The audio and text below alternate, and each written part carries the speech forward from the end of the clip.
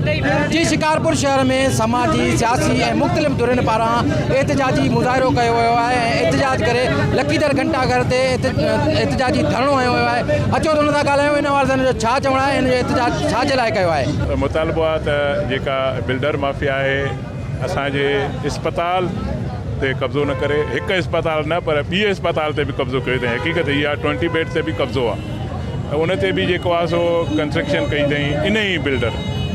इंशाल्लाह असां इहो कब्ज़ो करणु कोन ॾींदासीं, क़ानूनी राह अख़्तियार कंदासीं। इंशाल्लाह इस्पताल ते कब्ज़ो असांजी रत ते, असांजे खून ते, असांजे सिरनि ते खे क़तल करे पोइ कब्ज़ो करे उन ट्रस्ट के जेको आहे विकिणी करे उते प्लाटिंग थी कई वञे ऐं उहो ख़तमु थो कयो वञे। असां हिते शहरी इन जे करे गॾु थिया आहियूं त कम अज़ कम जेके ट्रस्ट जा इदारा आहिनि उन्हनि खे न विकिणी थो सघिजे, न उन्हनि ते कब्ज़ो थो करे सघिजे। उहे ट्रस्ट जा इदारा जेके फलाही इदारा हूंदा आहिनि उनखे फलाह बहबूद जे लाइ कमु अचणु घुरिजे।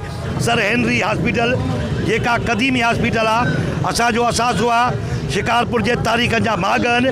इहे क़तई तौर ते शिकारपुर जो आवाम सुजाग थी चुको आहे। न असां हिनखे प्लाटिंग करणु ॾींदासीं, न असां इहा तव्हांखे ख़रीद करणु ॾींदासीं ऐं इनखे उन पोज़ीशन में आणियो जंहिं पोज़ीशन में हुई त जीअं शिकारपुर जे आवाम खे सहूलियत मुयसरु थिए।